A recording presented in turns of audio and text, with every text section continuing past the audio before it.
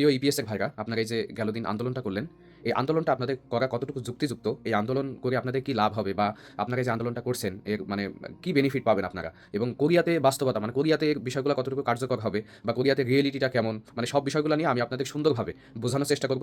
দয়া করে ভিডিওটি শেষ পর্যন্ত দেখবেন। আবেগ দিয়ে ভিডিও দেখবেন না, বিবেক এবং বাস্তবতা দিয়ে ব্রেন খাটিয়ে, আমিও যেমন ব্রেন খাটিয়ে ভিডিওটা বানাচ্ছি, আপনারাও বিবেক খাটিয়ে, ব্রেন খাটিয়ে ভিডিওটা দেখবেন, বোঝার চেষ্টা করবেন আমি কি বোঝাইতে চাচ্ছি। দয়া করে ভিডিওটি শেষ পর্যন্ত দেখবেন। শেষ পর্যন্ত না দেখে কোনো প্রকার বাজে মন্তব্য করবেন না। শেষ পর্যন্ত দেখেন, তারপরে গালি দেন, কোনো সমস্যা নেই। ভিডিওটি ভাই অনেক লম্বা হবে, দয়া করে শেষ পর্যন্ত দেখবেন ভাই, দেখার চেষ্টা করবেন। আপনার কাছে অনুরোধ করলে আপনি দেখবেন। 1-2 মিনিট কথা বলে ভাই কোনো বোঝানো যায় না ভাই, কারো চেতনা শক্তি দাঁড় করানো যায় না 1-2 মিনিটে, বুঝছেন? একটু সময় নিয়ে একটু দেখেন, প্লিজ দেখেন, অনুরোধ করলে আপনাদের কাছে দেখেন। একটা বিষয়, কোরিয়াতে অবস্থিত এইচআরটি কোরিয়া, এইচআরটি কোরিয়া কিন্তু শুধু বাংলাদেশ থেকে লোক নেয় তা কিন্তু না, বা শুধুমাত্র বাংলাদেশে কিন্তু লোক নিয়োগ দেয় তাও কিন্তু না। পুরো 16টা দেশে, Bangladesh, Nepal, Cambodia, Vietnam, Sri Lanka, Pakistan, Uzbekistan, এরকম 16টা দেশ থেকে কিন্তু এরকমভাবে নিয়োগ দেয় এবং সেখান থেকে কর্মী নিয়ে আসে। অর্থাৎ নিয়মকানুন বাংলাদেশের জন্য যেমন, অন্যান্য দেশের জন্য ঠিক একই রকম নিয়ম। মানে স্পেশালভাবে বাংলাদেশের জন্য আলাদা নিয়ম, নেপালের জন্য আলাদা নিয়ম, কম্বোডিয়ার জন্য আলাদা নিয়ম, বিষয়টা এমন না। সব দেশের জন্য নিয়মকানুন কিন্তু একই, সিস্টেমটা একই। আচ্ছা, রোস্টারের মেয়াদ 2 বছর। এটাও কিভাবে তৈরি হয়েছে? এই এইচআরটি কোরিয়ায় কিন্তু এই নিয়মটা তৈরি করে দিয়েছে।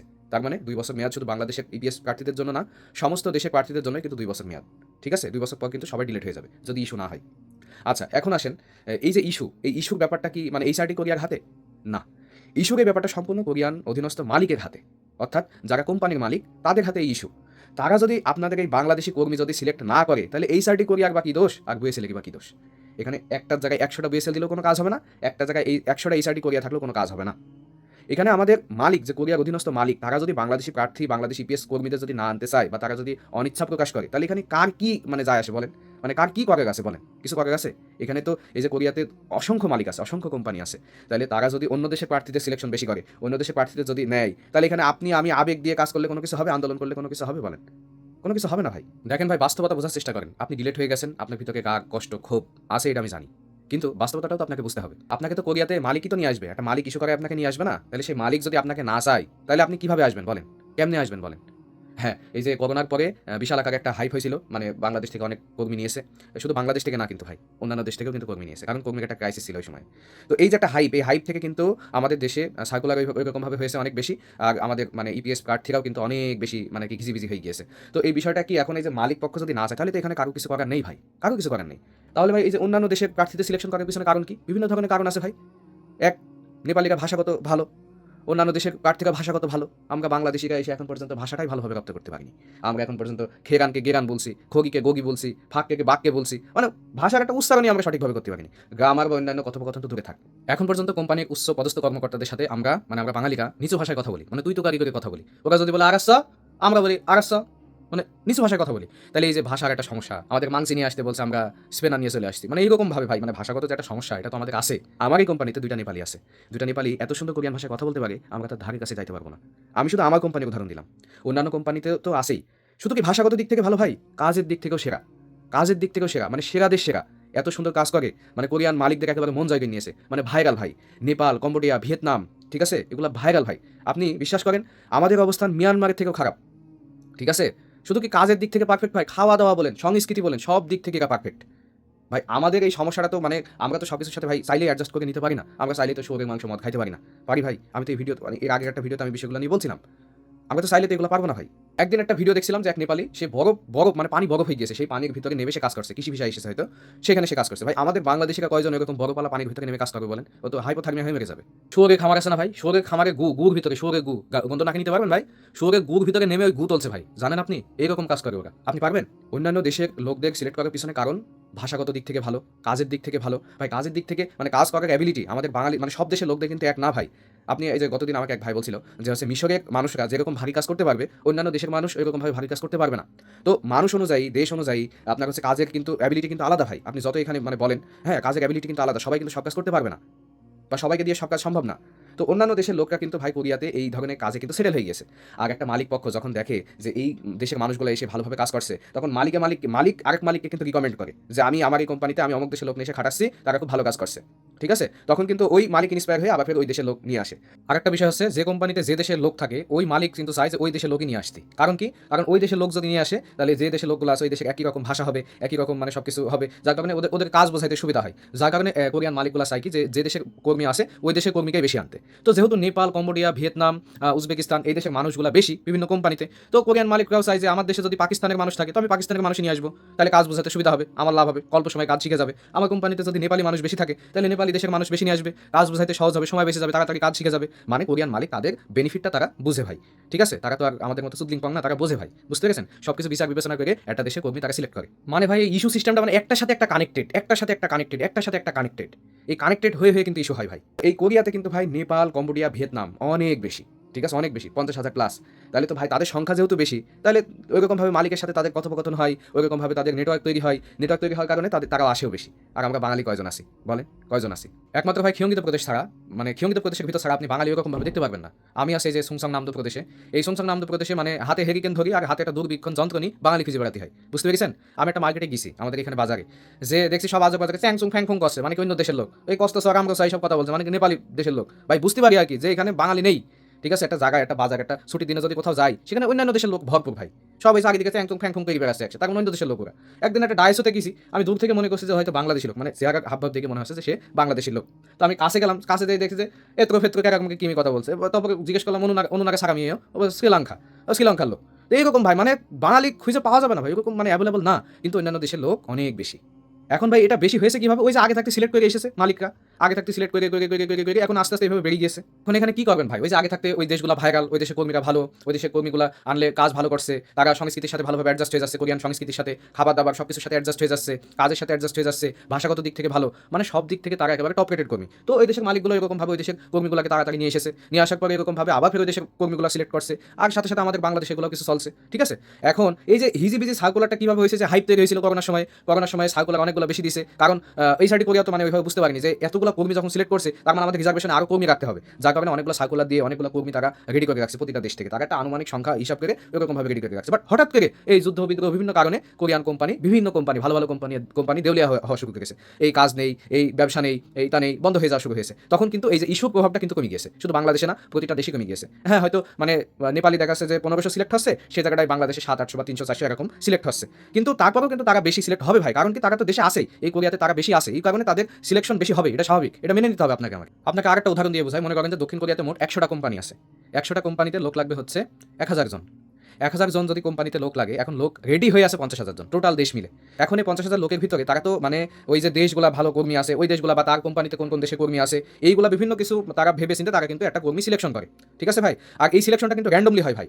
ঠিক আছে? র্যান্ডমলি হয়, এবং মানে ওই মানে মালিক পক্ষ যেই আগে বলে যে আমার নেপাল দেশে কর্মী লাগবে, আমার ভিয়েতনামে কর্মী লাগবে, আমার বাংলাদেশে কর্মী লাগবে, তারপর কিন্তু ওই এইচআরটি কোরিয়া তাদের বিভিন্ন ধরনের মানে মাধ্যম দিয়ে ফাইলগুলো তাদের কাছে পাঠায়। পাঠানোর পরে কিন্তু তারা চয়েস করে, ওইখানে সব কিছু একটা মানে প্রার্থীর সমস্ত বায়োডাটা সেখানে থাকে, তার উচ্চতা, তার শারীরিক ওজন, সে ভাষা পরীক্ষা কত পেয়েছে, সব কিছু মানে সেখানে লেখা থাকে। লেখার পরে একটা মালিক যখন সিলেক্ট করে যে আমার এই কর্মীটাকে লাগবে, আপনারা পাঠাই দেন, রেডি করে দেন, তখন সেটা সিলেকশন হয়ে যায় এবং সেটা ইস্যু আকারে আমাদের দেশে সেটা পৌঁছায়।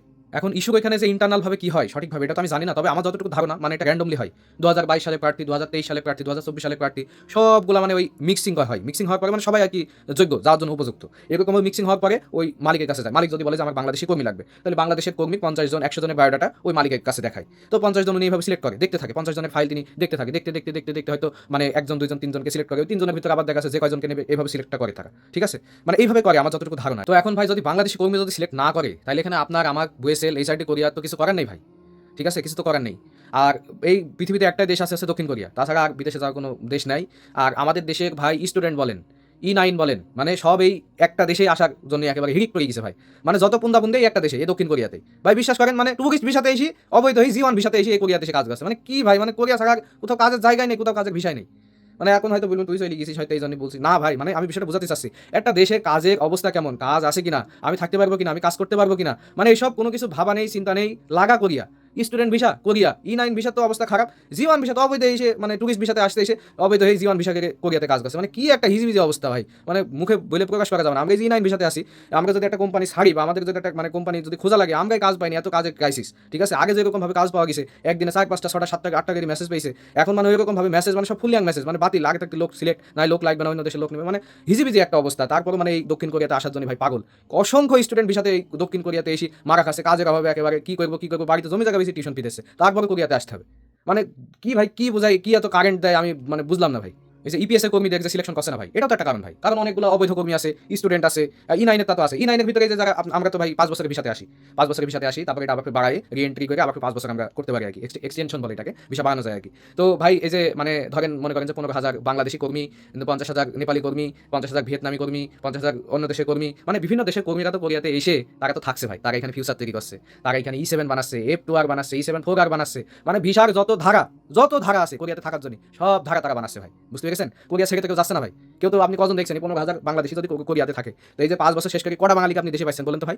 ওই 10 বছর E7 বানাচ্ছে, এটা বানাচ্ছে, সেটা বানাচ্ছে, তাহলে কাজের জায়গা কি ফাঁকা হচ্ছে ভাই? কাজের জায়গা যদি ফাঁকা না হয় তাহলে আপনাদের ঢুকাবে কিভাবে? একটা জায়গা তো ফাঁকা হবে, তারপরে আরেকজনকে সেখানে ঢুকাবে, সেখানে ইস্যু করে নিয়ে আসবে, ঠিক না? কাজের জায়গা তো ফাঁকা হচ্ছে না ভাই। আর ওই কর্মীগুলো ভাই কেন যাবে, বা মালিকই বা কেন ছাড়বে? সে কাজ পারে, কাজ জানে, আর তারও তো মানে ওই দেশের ভবিষ্যৎ বানাচ্ছে, সে তো তার নিজেরটা বুঝছে ভাই। আপনিও যদি কোরিয়াতে আসেন, আপনিও তো আপনার নিজেরটা বুঝবেন না? আপনি তো এসে সেই ভিসার ধারা খুঁজে পাবেন, কোন E7 আছে, কোন F2R আছে, কোন এটা আছে, হ্যান আছে, তেন আছে, কিভাবে পিআর নেওয়া যায়, এইসব আপনি খুঁজে পাবেন ভাই। তাহলে একটা জায়গা যদি ফাঁকা নয় তাহলে তো ইস্যু হচ্ছে না, তাহলে কর্মী তো সে আগে থাকতে এসে বসে আছে, এখানে কাজ করছে, সেটেল, ইস্যু আসছে আবার টুকটুকির ভিতরে টুকটাকের ইস্যু আসছে।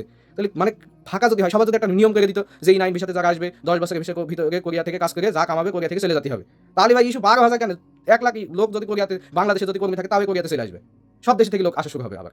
কিন্তু ভাই এটা তো মানে কেউ যাচ্ছে না তো ভাই, সবাই দেশে থেকে যাচ্ছে, ওই খুব হাতে গোনা 2-1 জন বিদেশ জীবন ত্যাগ করে চলে যাচ্ছে, কিন্তু ম্যাক্সিমামই তো এখানে থেকে যাচ্ছে, তারা তাদের ফিউচার এখানে বানাচ্ছে।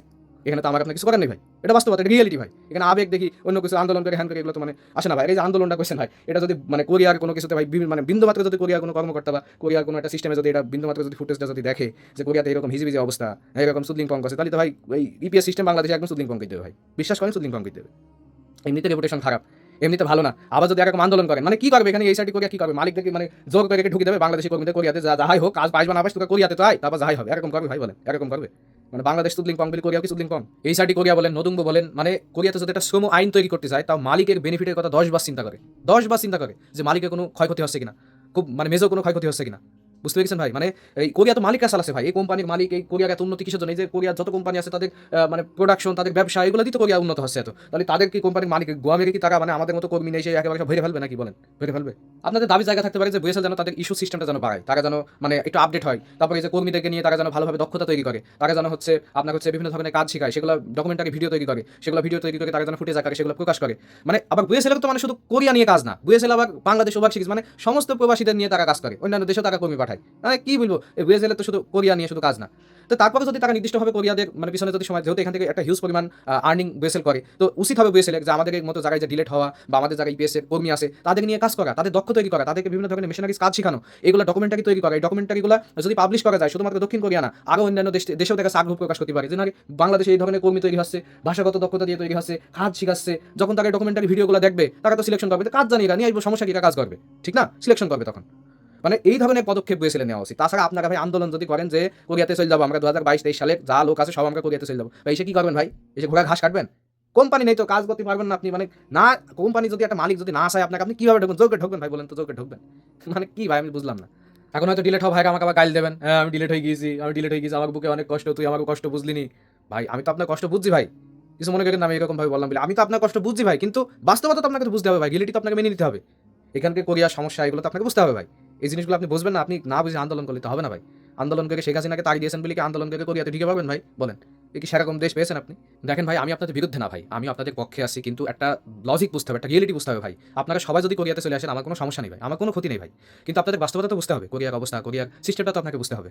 আপনাদের কাছে অনুরোধ করি ভাই যারা ডিলেট হওয়া ভাই, আপনারা প্লিজ ভাই হতাশ হন না ভাই, আমি আপনাদের কষ্টটা বুঝি, আপনাদের কষ্টটা আমি উপলব্ধি করি ভাই, কিন্তু আপনারা হতাশ হন না, আর এই ধরনের আন্দোলন করার পদক্ষেপ নিয়েন না ভাই। কোরিয়া শান্তশিষ্ট একটা দেশ, এদেশে আমাদের দেশের মতো ভাই 365 দিনে 3000 বার আন্দোলন হয় না ভাই, ঠিক আছে ভাই? শান্তশিষ্ট একটা দেশ, আইনের যথেষ্ট প্রয়োগ আছে, যথেষ্ট মানে ভালো একটা দেশ আর কি, যতটুকু মনে হয়। আমাদের দেশের মতো না ভাই, আমাদের দেশের মতো প্রধানমন্ত্রীর জন্য এক নিয়ম, ভ্যান চালকের জন্য আর এক নিয়ম, এরকম দেশ না ভাই, আইন সবার জন্য সমান। অতএব ভাই এখানে মাথা নষ্ট করে বা মাথা খারাপ করে কোনো আন্দোলন বা অন্য কোনো খারাপ পদক্ষেপ মানে এমন কোনো পদক্ষেপ নিয়েন না যেটা বাংলাদেশের ভাবমূর্তি নষ্ট করে। সেটা আপনার জন্য ক্ষতি হবে, পরবর্তীতে যারা কোরিয়াতে আসতে চাচ্ছে বা আসার জন্য ওয়েটিং লিস্টে আছে তাদের জন্য এটা সমস্যা হবে। বিএসএলএফ উচিত হবে এই জিনিসগুলোকে একটু ভালোভাবে মেনটেন করা, সব জিনিসগুলো একটু ভালোভাবে গোছানো, সব জিনিসগুলো একটু ভালোভাবে বোঝানো, হ্যাঁ? মানে দক্ষ তৈরি করা, দক্ষভাবে বানানো, এইগুলা নিয়ে কাজ করা। তো সবাই ভালো থাকবেন। ভিডিওটি অনেক লম্বা হয়ে গেছে। যারা ধৈর্য সহকারে এতক্ষণ ভিডিওটা দেখলেন দয়া করে মনে কষ্ট পাবেন না। আপনারা যারা ভিডিওটা দেখলেন, আমি আসলে মানে আমার খারাপ লাগা ভালো মানে আপনাদের ভেতরকার কষ্ট বা এই যে সমস্যা এই জিনিসগুলো যদি না বলি, তাহলে তো ভাই মানে আমার ভিতরে কেমন লাগছিল যার কারণে আমি ভিডিওটা বানালাম। আমার হয়তো কথার ভিতরে বা কোনো কিছুতে যদি ভুল ত্রুটি হতে পারে, যদি ভুল হয়, মনে কষ্ট পেয়ে থাকেন আমাকে ক্ষমা করে দিবেন। সবাই ভালো থাকবেন। আসসালামু আলাইকুম ওয়া রাহমাতুল্লাহ।